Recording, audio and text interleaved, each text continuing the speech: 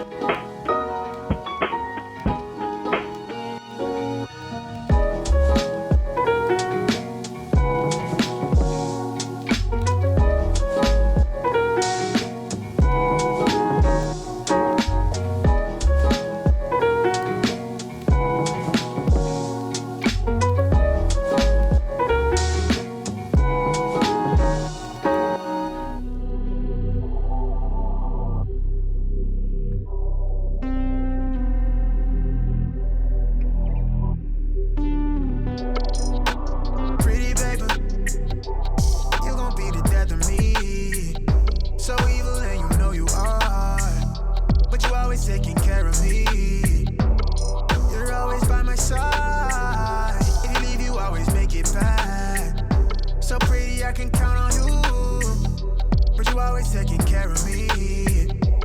You know that I love you, love you, love you. Love you, love you, love you. You know that I want you, want you, want you. You know I want you, want you, want you.